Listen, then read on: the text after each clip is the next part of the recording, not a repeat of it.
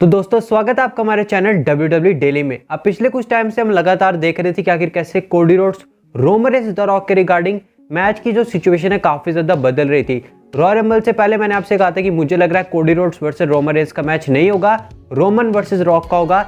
लेकिन royal rumble के बाद हम सबको लगा Cody Rhodes versus Roman Reigns का मैच होगा और उसके बाद स्मैकडाउन में कोडी रोड्स आकर पलट के जब उन्होंने कहा कि मैं रोमन रेंस के साथ रेसलमेनिया में फाइट नहीं करूंगा, तब सबको लगने लगा अब finally rock versus Roman Reigns होगा। इन दोनों के बीच फेस ऑफ भी हो गया, लेकिन उसके बाद फैंस का जो आउटरेज आया, अब finally guys Cody Rhodes versus Roman Reigns का मैच कंफर्म हो चुका है। काफी यहाँ पर WWE ने ट्विस्ट एंड टर्न्स हमें दिखाए और अब आगे क्या इंटरेस्टिंग चीजें होने वाली है सभी पर हम इस वीडियो में डिस्कशन करेंगे।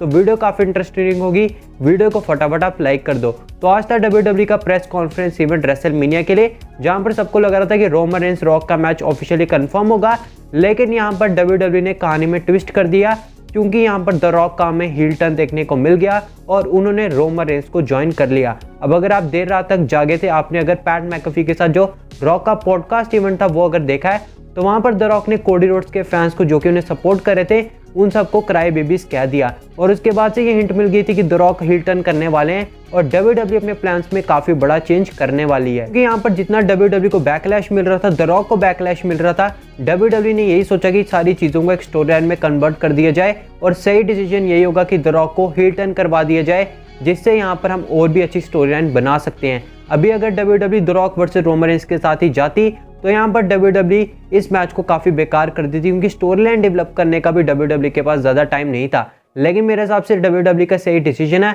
अगर वो रोमन रेंस कोडी रोड्स का मैच करवाते हैं। अब मैं अगर क्यों कह रहा हूँ उसे मैं आगे एक्सप्लेन करूंगा। तो यहाँ पर हमें the Rock WWE triple H की तारीफ भी करनी चाहिए क्योंकि उन्होंने अपना डिसीजन बदला। और जो भी लोग ये कह रहे हैं कि WWE का पहले से प्लान था, तो मैं इस बात को नहीं मानता। मेरे हिसाब से WWE से गलती हुई थी, लेकिन उन्होंने अपनी गलती को काफी अच्छे तरीके से सुधारा है और काफी बेटर रेसलमेनिया के लिए हाइप भी बना दिया है। अब इस इवेंट में आप सब जानते हैं काफी कुछ हुआ। कोडी रोड्स के मुंह पर थप्पड़ भी मारा गया द रॉक दोबारा, जिससे ये कंफर्म हो गया कि भाई द रॉक अब रोमन रेंस की साइड आ चुके हैं। इनफैक्ट जब ये पूरा इवेंट खत्म हुआ उसके बाद the rock Roman Reigns and Paul Heyman के साथ ही अरीना छोड़कर गए हैं। तो ऐसे में अब द रॉक की साइड आ चुके हैं रोमन रेंस।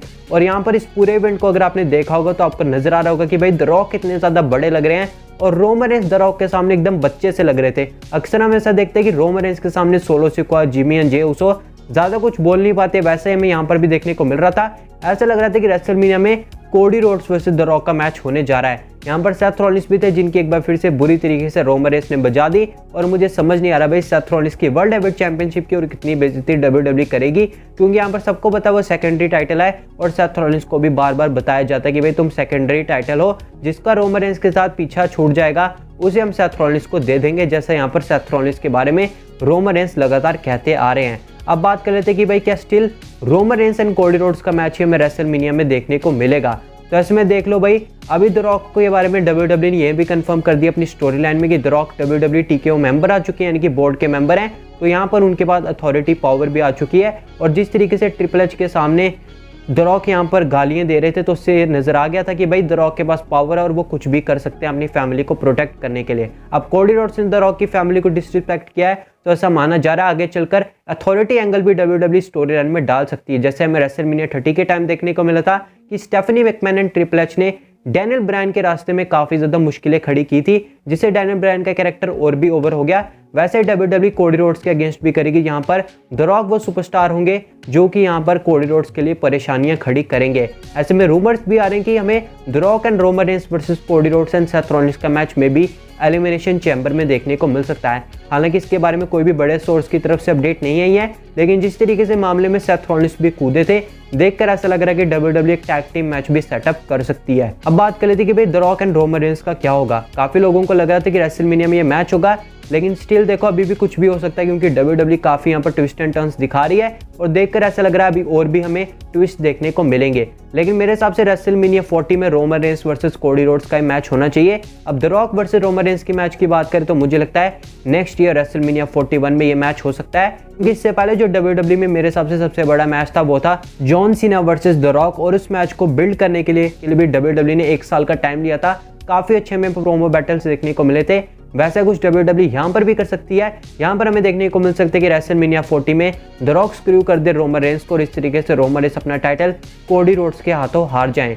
और इसकी हिंट कहीं ना कहीं द रॉक ने इस पूरे सेगमेंट में भी दे दी।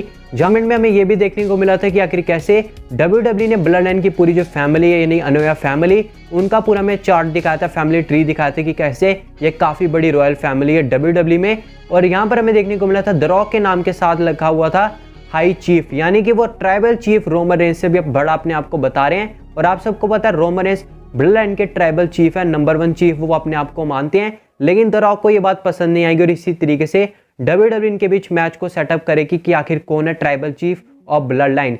और यही कह सकते हैं इनकी पूरी जो स्टोरी होगी उसका मेन टाइटल आप कह सकते हैं कि आखिर कौन है सबसे बड़ा अनोया फैमिली में। तो उसी को लेकर ये दोनों सुपरस्टार लड़ने वाले हैं और इसकी शुरुआत हमें कहीं ना कहीं सेगमेंट से ही देखने को मिल चुकी है और आगे चलकर चीजें काफी इंटरेस्टिंग होने वाली हैं। और मुझे लगता है भाई Roman Reigns and the rock की जो राइवलरी होगी वो one of the best rivalry होने वाली है, जिसका बिल्ड हमें आगे देखने को मिलेगा। रही बात कोडी रोड्स की, तो अगर सारी चीजें as of plan right now चलती हैं तो यहाँ पर कोडी रोड्स ही आपको रेसलमेनिया में चैंपियन बनते हुए नजर आएंगे। हालांकि अभी भी काफी ट्विस्ट एंड टर्न्स देखने को मिल सकते हैं और भाई रेसलमेनिया के लिए काफी ज्यादा एक्साइटमेंट बन चुकी है।